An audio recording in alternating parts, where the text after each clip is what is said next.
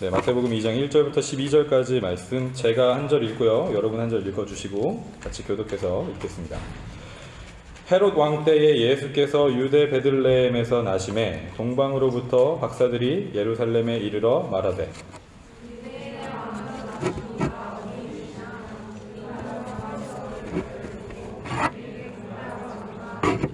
헤롯 왕과 온 예루살렘이 듣고 소동한지라.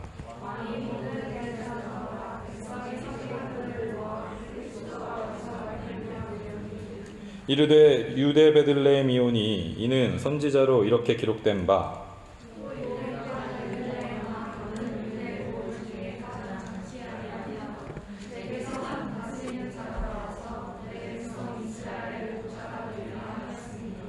헤롯이 가만히 박사들을 불러 별이 나타난 때를 자세히 묻고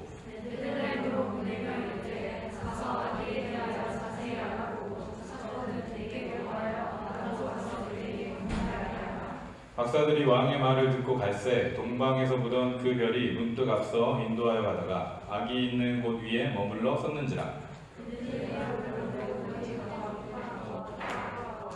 집에 들어가 아기와 그 모친 마리아에 함께 있는 것을 보고 엎드려 아기께 경배하고 보배합을 열어 황금과 유향과 모략을 예물로 드리니라.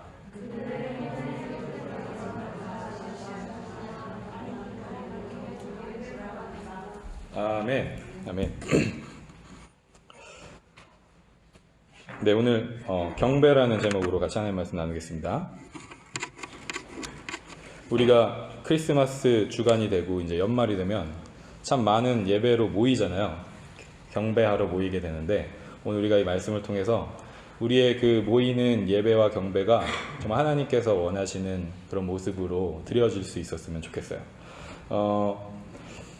오늘 말씀 가운데 예수님이 누구신가에 대한 답이 명확하게 나와요. 오늘 말씀 속에 예수님이 누구시라고 나오냐면 2절에 보니까 유대인의 왕이시래요. 유대인의 왕.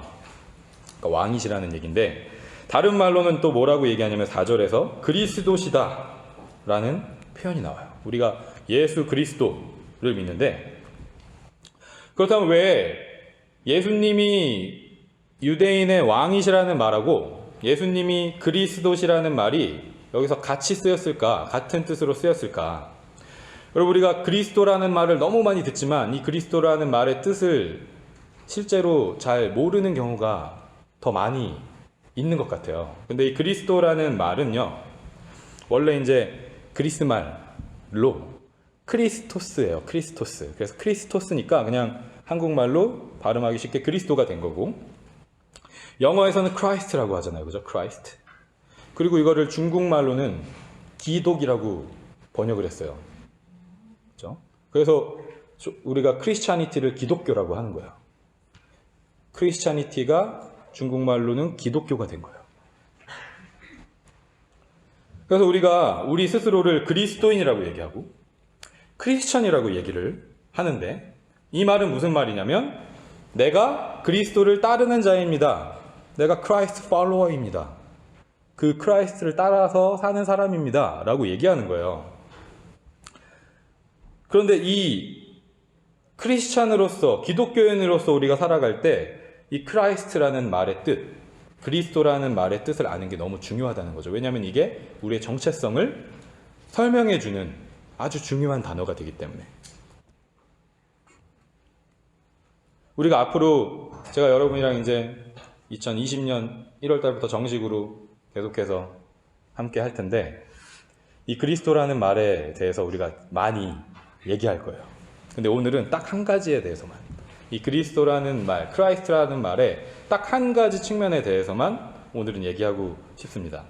이 그리스도라는 말은요, 여러분 또 잘 아는 단어랑 연관이 있어요.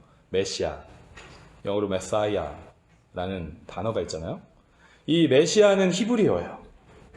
구약은 히브리어로 쓰여 있고 신약은 그리스어로 쓰였잖아요. 그래서 이 구약에서는 메시아라는 단어가 그리스도라는 단어랑 같은 단어인 거예요. 근데 이 메시아, 그리스도라는 단어의 뜻이 뭐냐면 기름 부음을 받은 자라는 뜻이에요. 기름 부음을 받은 자. The anointed one. 어노인팅을 머리에 받은 존재. 라는 뜻이에요. 그러면 아까 우리가 예수 그리스도가 유대인의 왕이라고 했는데 기름 부음을 받는 거하고 왕이 되는 거하고 무슨 관계가 있을까? 제가 성경 구절을 몇 가지만 읽어드릴게요. 사무엘상 15장 1절을 읽어드리겠습니다. 사무엘이 사울에게 이르되 여호와께서 나를 보내어 왕에게 기름을 부어 그의 백성 이스라엘 위에 왕으로 삼으셨은즉 이제 왕은 여호와의 말씀을 들으소서. 여기에 보면 사울이라는 인물이 나오잖아요. 사울이라는 사람이 나오는데 사울은 누구냐면 이스라엘의 첫 번째 왕이었어요. 이스라엘이라는 나라의 첫 번째 왕이었는데 이 왕이 세워질 때 기름을 부어서 세웠어요. 그러니까 이 기름을 부었다는 거는 왕을 세우는 하나의 절차, 의식인 거예요. 우리가 뭐 결혼을 하더라도 결혼식이라는 절차를 갖잖아요. 그죠? 그리고 우리 한국의 옛날 뭐 조선이나 뭐 고려시대나 이럴 때 보면 왕을 세울 때는 항상 어떤 성대한 절차를 하잖아요. 그런데 이 이스라엘의 나라에서는 왕을 세울 때 머리에 기름을 부어서 세웠다는 거예요. 그러면 누구도 기름 부음을 받았을까? 그 다음에 왕이 된 다윗도 기름 부음을 받았겠죠. 그죠? 사무엘상 16장 13절에 나옵니다. 사무엘이 기름 뿔병을 가져다가 그의 형제 중에서 그에게 다윗에게 부었더니 이날 이후로 다윗이 여호와의 영에게 크게 감동되니라. 그러니까 여기서 우리가 알 수 있는 건 왕으로 세움을 받은 자가 기름을 부음을 받은 자라는 얘기예요. 그러니까 우리가 예수님이 그리스도라고 얘기하는 것은 우리가 예수님을 왕으로 고백한다라는 의미가 담겨져 있는 거예요. 그렇기 때문에 내가 그리스도인입니다. 내가 크리스천입니다. 라고 얘기할 때는 나는 예수님을 따르는 사람인데 왕으로서 나의 왕으로서 예수님을 따르는 사람입니다. 라고 우리가 얘기하는 거예요. 오늘 우리가 이제 읽었었던 말씀을 보면 예수님을 왕으로 고백했었던 사람들이 등장을 해요. 그게 누구냐면 여러분이 너무 잘 알고 있는 동방박사들, 동쪽에서 예수님을 만나러 온 사람들이 있어요.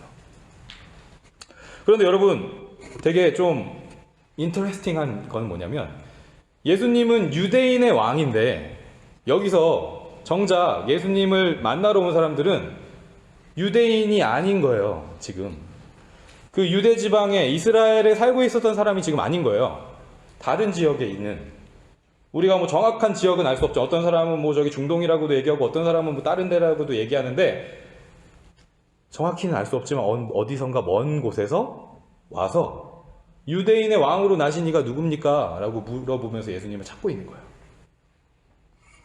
자, 여기서 우리가 알 수 있는 건 뭐냐면 유대인의 왕이시라고 예수님이 선포되었지만 예수님은 단순히 유대인의 왕에만 머물러 있는 분이 아니라는 거예요. 예수님이 유대인을 넘어서는 어떤 한 민족, 한 국가의 왕이 아니라 그 나라와 그 민족을 넘어서는 더 큰 의미의 왕이시라는 것을 지금 얘기하고 있는 거예요. 그렇기 때문에 사실 저와 여러분도 예수님을 왕으로 고백할 수 있는 거죠. 그죠? 우리는 유대인이 아니잖아요. 우린 유대인 피가 섞여 있는 사람들이 아니잖아요. 그럼에도 불구하고 우리가 예수님은 나의 왕이십니다라고 고백해요. 예수님은 단순히 유대인의 왕만이 아니라 모든 민족의 왕, 우리가 찬양할 때 만왕의 왕이십니다. 예수님은 만주의 주이십니다라고 얘기하잖아요. 그 의미로서 그 나라와 민족을 뛰어넘어서 모든 민족의 왕이 되시는 분이 예수님이시다라는 걸 우리가 알 수 있다고 생각해요. 그런데 여러분 오늘 말씀을 보면 동쪽에서 온 이 박사들이 예수님이 태어나신 걸 어떻게 알았는지가 나와요. 근데 여기 이제 이 사람들이 박사라고 돼 있잖아요.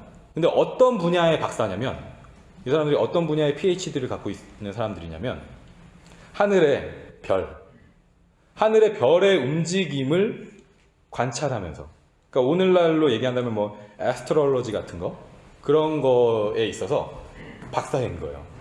옛날에 고대 사람들이 사실 그런 거에 더 관심이 많았잖아요. 그죠? 하늘에 있는 것들, 지금처럼 막 우리가 재밌는 무슨 스마트폰이 있는 것도 아니고 읽을 게 많은 것도 아니고 놀 게 많은 것도 아니니까 맨날 하늘을 보는 거예요.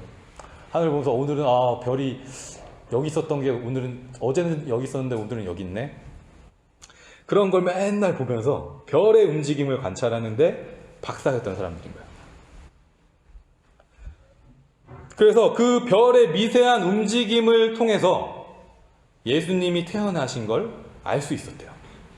2절을 보니까 우리가 동쪽에서 그의 별을 보고 예수님의 태어나심을 상징하는 별, 왕의 별을 보고 아, 예수님이라는 어떤 존재, 메시아가 이 땅에 탄생했구나 라는 걸 알았다는 거예요.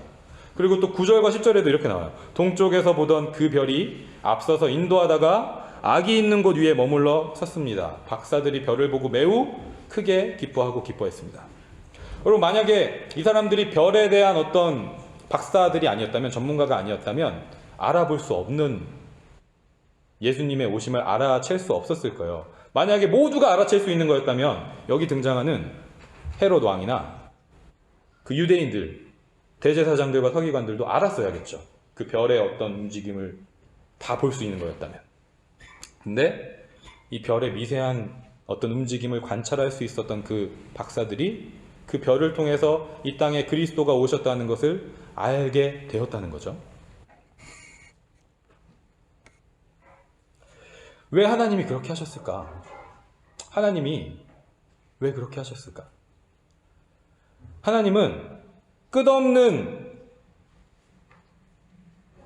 무한한 그 우주의 별의 움직임을 통해서 그리스도가 이 땅에 오실 것이라는 것을 나타내셨어요.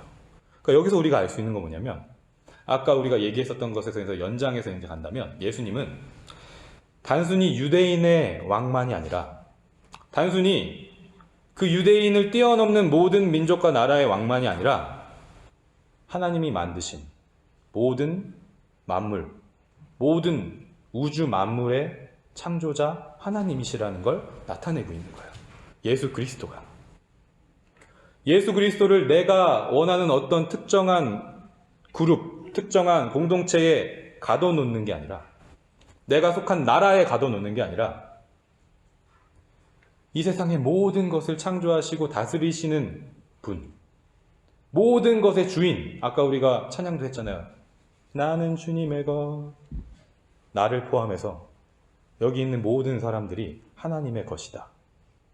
여기 없는 이 세상 밖의 모든 사람들이 하나님의 것이다.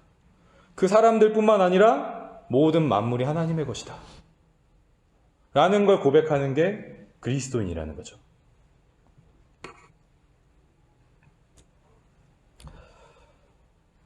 그러한 고백이 있을 때 어떠한 반응을 하게 되느냐는 거예요. 그러한 고백이 있을 때 예수 그리스도가 나의 왕이십니다. 유대인의 왕만이 아니라 모든 민족의 왕만이 아니라 모든 만물의 왕이십니다. 라는 고백이 있을 때 우리가 뭘 하게 되느냐. 이 박사들이 얘기하죠. 2절에 보니까 그에게 경배하러 왔습니다. 예수 그리스도를 왕으로 고백하게 되면 우리가 경배하게 된다는 거예요. 예배하게 된다는 거예요. 이 박사들이 예수님께 온 목적은 딱 하나였어요. 예수님을 내가 경배하기 위해서 왔습니다. 그리고 이제 10절을 보면 어떻게 그들이 경배했는지가 나오는데, 그들은 집에 들어가서 아기가 그의 어머니 마리아와 함께 있는 것을 보고 엎드려서 그에게 경배했습니다. 라고 돼 있어요. 그러니까 이 경배라는 말의 단어의 그 뜻 안에는 엎드린다는 뜻이 있어요. 여러분, 우리 학생부 이름이 뭐라고요? 엎드림. 네. 꿈을 세우고 엎드리고 하는 그 의미를 담은 거라고 했는데, 우리가 그 아이덴티티를 갖고 있어요. 우리가 학생부로 딱 이렇게 모였을 때 우리는 엎드리는 존재입니다 라고 고백하는 거예요. 이 엎드리는 게 예배라고 경배라고 성경은 지금 얘기하고 있는 거예요. 이 동방 박사들이 와서 예수님을 만나자마자 처음 한 행동이 엎드린 거예요. 그 엎드림에는 당신이 나의 왕이십니다. 당신이 이 세상의 주인이십니다 라는 고백이 담겨져 있는 거예요. 그리고 나서 이제 두 번째로 뭘 하냐면, 그들의 보물상자를 열어서 아기에게 황금과 유향과 모략을 예물로 드렸습니다. 이 경배와 예배라는 말에는요, 귀한 것, 월디한 것이라는 어떤 그런 의미가 또 담겨져 있어요. 여러분, 그래서 우리가 그 예배를 월십이라고 하잖아요. 그죠? 월십인데 이 월십은 뭐가 합쳐져서 만들어진 단어냐면 worth하고 이 가치 있는 것이라는 뜻을 가진 worth하고 ship이라는 건 어떤 우리의 액션, 우리의 행동, 하는 일 이런 거를 말하는 건데 그게 월십이라는 거예요. 이 월십이 뭐냐면 가치 있는, 이 세상에서 가장 가치 있는 일, 이 세상에 그 어떤 일보다 가장 가치 있는 일이 월십이라는 거예요. 예배라는 거예요. 저와 여러분은 지금 이 세상에서 가장 가치 있는 일을 하고 있는 거예요. 하나님의 눈으로 봤을 때. 그리고 또 다른 측면에서는 어떤 의미가 있냐면 나의 가장 가치 있는 것을 하나님께 드립니다 라는 표현이 있는 거예요. 이 예배 가운데 저와 여러분이 각자의 어떤 삶 속에서 시간을 쪼개서 일요일 날, 그죠? 다른 교회 안 다니는 어떤 친구들은 다 쉬고 하고 싶은 거 하고 하는 어떤 그런 시간에 우리가 그 시간을 구별해서 하나님 앞에 예배하러 나온 거잖아요. 어떻게 보면 가치 있는, 나의 삶에 가치 있는 부분을 하나님 앞에 드리기 위해서 나온 거예요. 그리고 우리가 또 예물을 드리고 헌금을 드려서 나의 물질이 또 하나님께 있습니다라고 고백하면서 드리잖아요. 그러니까 그게 월십인 거예요. 그런데 우리가 한 가지 더 생각해 볼 게 있어요. 이 동쪽에서 온 박사들은요, 여기 지금 황금과 유향과 몰약이라는 정말 가치 있는 것을 드렸잖아요. 실제 물건도 드렸어요. 그래서 이 물건이 나중에 이 예수님이 마리아와 요셉과 함께 이집트로 건너가게 될 때 그 어떤 자금으로, 돈으로 쓰일 수가 있게 하나님의 그 구원의 사역 가운데 그 물질이 쓰일 수 있도록 하는 일에 참여하게 된 거예요. 그런데 그것에 앞서서 이 동쪽에서 온 박사들이 예수님 앞에 오기까지는 사실 가장 귀한 것을 드린다는 고백으로 왔다는 걸 우리가 알 수가 있어요. 왜 그러냐면 여러분 지금은 사실 우리가 편하게 여행하잖아요. 그죠? 제가 밴쿠버에서 금요일날 넘어올 때도 비행기 1시간 반 타면 이 먼 거리, 운전해서 12시간 걸리는 그 거리를 1시간 반 만에 오는 거예요.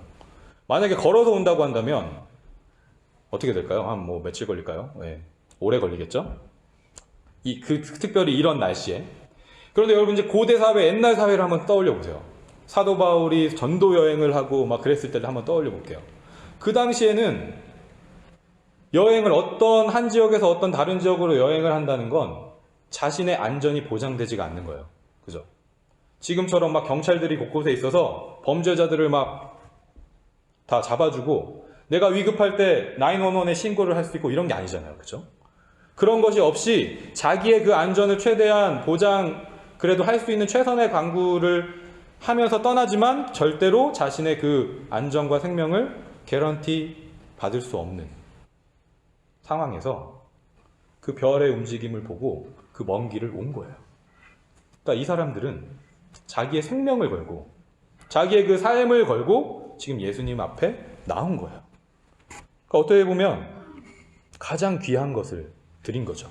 내가 죽는 한이 있어도, 이 인생이 내가 끝나는 한이 있어도 내가 예수 그리스도의 그 나심을 경배하고 예배하는 존재가 되고 싶다 라는 고백을 드린 거예요.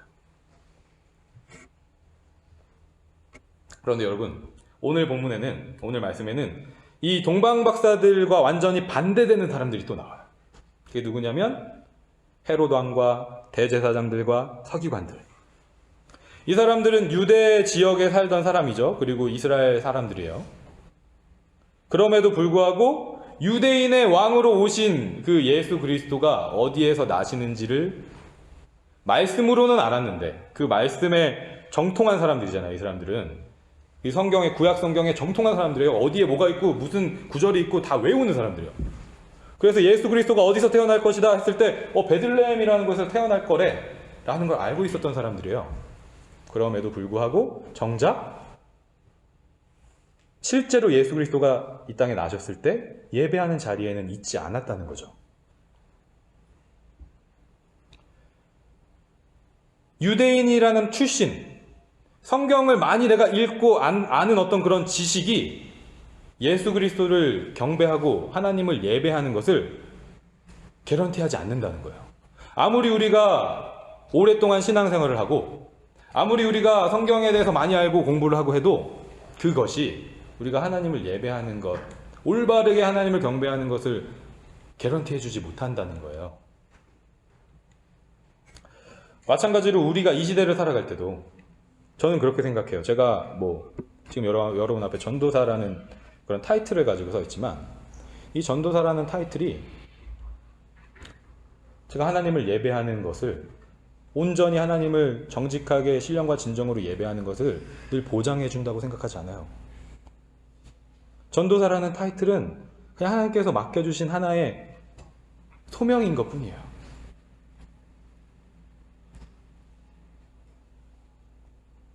우리가 예수님을, 하나님을 정말 올바로 예배하고 경배하는지 알 수 있는 단 한 가지는 뭐냐면 오늘 여기서 동방 박사들이 보여줬었던 것처럼 내가 진실로 그리스도를 나의 왕으로 고백하고 있는가 그렇지 않은가 라는 것으로 내가 예배를 하고 있는가 아니면 다른 것을 하고 있는가 라는 게 결정이 된다 라는 걸 오늘 말씀을 통해서 우리가 깨달을 수 있다고 생각해요. 여러분, 헤롯 왕이 나오잖아요. 헤롯 왕이 나오는데 헤롯 왕이 뭐라 그랬냐면 이 박사들이 예수 그리스도에게 경배하러 찾아왔다고 얘기하니까 그러면 예수님을 찾으면 나한테도 좀 알려주라. 나도 예수님한테 가서 경배할게. 그런데 여러분, 이게 거짓말이었어요. 그죠? 이 박사들이 예수님이 어디 있는지를 알려주지 않고 떠나니까 이 헤롯 왕이 분노했어요. 화가 났어요. 그리고 나서 어떻게 했냐면 그 지역에서 태어난 남자아이들 가운데 2살 미만의 2살이 안 된 남자아이들을 다 죽이라고 한 거예요. 예수님을 죽이려고 한 거죠. 왜 그랬을까요? 왜 그랬냐면 자기가 지금 왕이에요. 내가 왕인데 유대인의 왕이라는 어떤 다른 존재가 지금 있다는 거예요. 그러니까 내가 왕이 돼야 되는데 다른 왕이 있다고 하니까 그 왕을 없애버리려고 하는 거죠.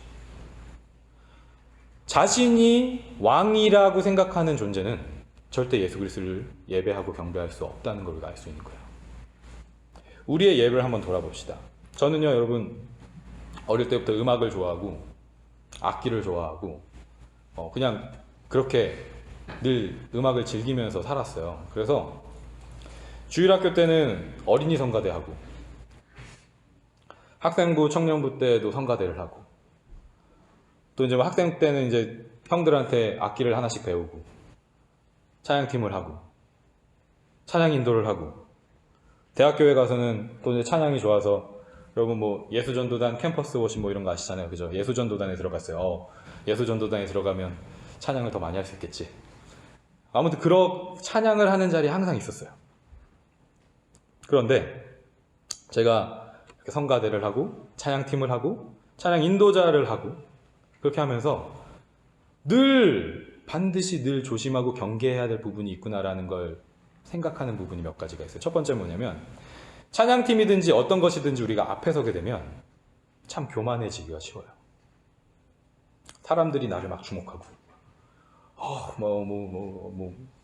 찬양이 너무 은혜로웠어요. 아니 악기가 너무 은혜로웠어요. 이런 어떤 그런 얘기들을 계속 듣게 되는 자리에 있고 그러다 보면 마치 내가 주인공인 것처럼 이 예배 가운데 예배에는 단 한 사람만 주인공인데 내가 주인공이 된 것처럼 착각하게 되는 경우가 일어나는 거예요. 그 두 번째는 뭐냐면 찬양을 잘하고 음악을 좋아하고 악기를 잘 다루면 내가 예배를 잘 드리는구나라는 어떤 생각에 빠지게 되는 게 있다는 걸 제가 느꼈어요. 예배를 드리는데 어떤 예배를 잘 드리는 것의 기준이 찬양을 잘하고 노래를 잘하고 악기를 잘 다루고 하는 것으로 생각하는 거예요. 예배를.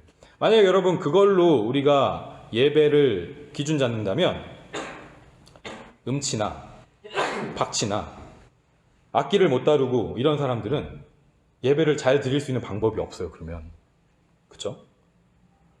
제가 여기 밴쿠버에서 이제 학생들을 여러 번 만나면서 저는 제가 음악을 좋아하니까 다 음악을 좋아한다고 생각했어요.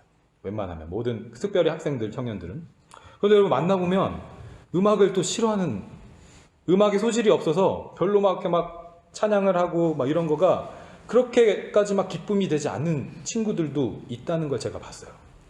그런데 여러분, 그런 친구들 가운데도 예수 그리스도를 정말 사랑하고 예수 그리스도를 나의 왕으로 고백하면서 삶을 살아가는 친구들이 있다는 거예요. 그러니까 여기서 우리가 알 수 있는 건 음악적 재능과 예배를 내가 잘 드리는 것과는 사실 본질적으로는 아무 관계가 없다는 거예요. 여기에 아무 악기가 없어도